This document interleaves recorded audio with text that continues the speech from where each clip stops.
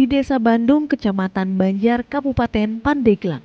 Dari tanah yang dulunya semak belukar, kini menjadi sebuah kampung yang jadi contoh nyata bagaimana tanah bisa mengubah kehidupan.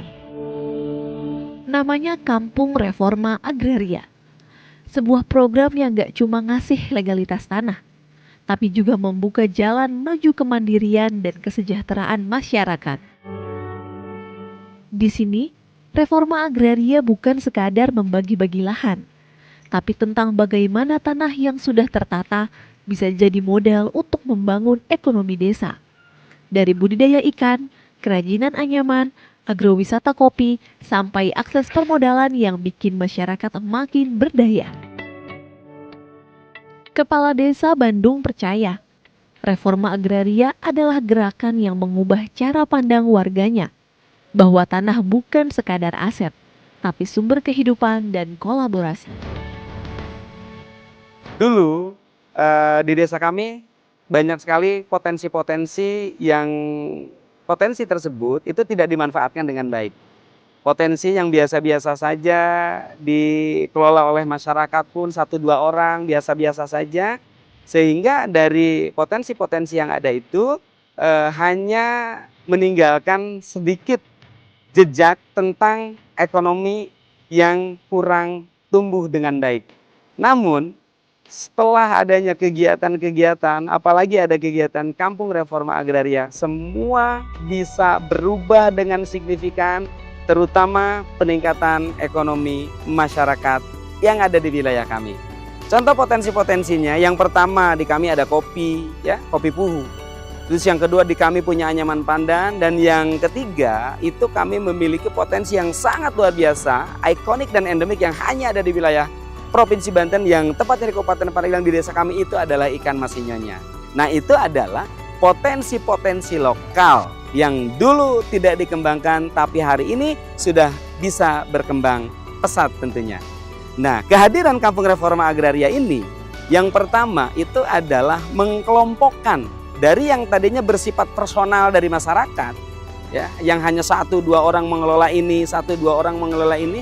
Dengan adanya Kampung Reforma Agraria itu langsung dikelompokkan dalam bentuk ada kelompok ikan, ada kelompok sadar wisata, ada kelompok kopi, dan kelompok anyaman pandan.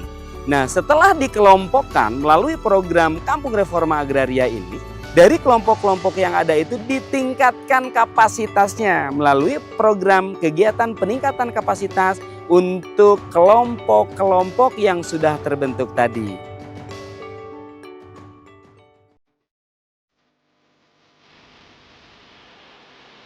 Dulu, kolam kecil di pekarangan cuma jadi tambahan penghasilan. Sekarang, berkat pelatihan dan dukungan program, hasil panen meningkat dan kehidupan keluarga ikut terangkat. Masyarakat kami kebanyakan mayoritas petani dan sekaligus mereka sebagai pembudidaya ikan. Memang ikan sinyonya ini sebetulnya sudah ada dari dulu. Cuman pada waktu dulu itu pemeliharaannya itu belum terorganisir. Maka dengan adanya desa kami itu ditunjuk sebagai desa reforma agraria, sehingga masyarakat kami atau para pembudidaya ikan kami ditingkatkan kapasitasnya. Dan secara kebetulan kami terbentuk sebagai pengurus kelompok budidaya ikan mas sinyonya. Pada waktu dulu kami untuk mencari bibit ikan sinyonya pada sebelum adanya terbentuk ini sangat kesulitan.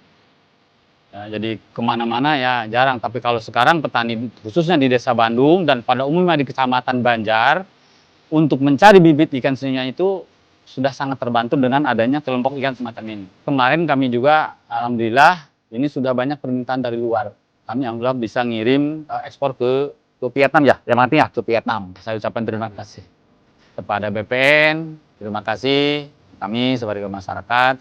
Bersyukur moga-moga amal baik Bapak, amal baik lembaga, hanya Allah lah yang akan membalasnya.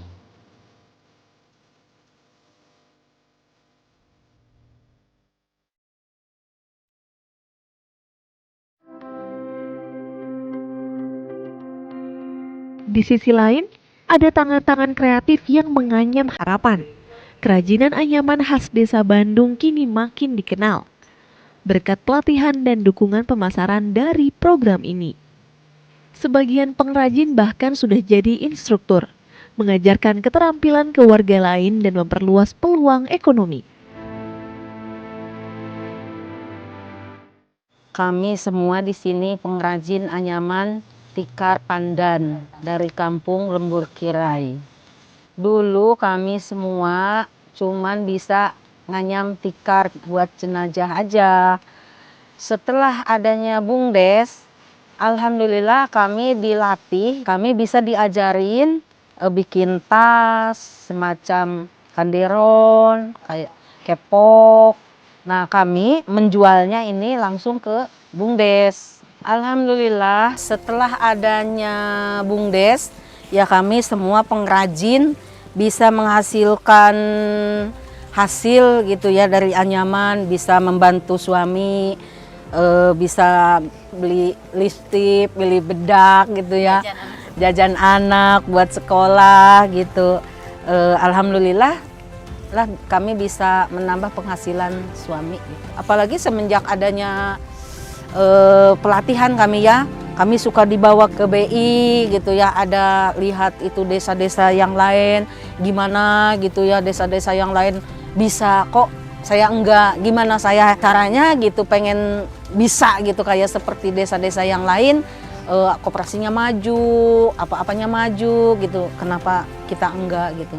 Kami itu semua pengrajin itu setiap kadang-kadang sebulan itu ada 5 kali, ada 3 kali kami pertemuan ke sini nih, ke Bukit Sinyonya ya. Ada yang dari 6 negara, Filipina, Pakistan, India, Malaysia, pokoknya 6 negara ya. Setelah itu Bu, kan kami minim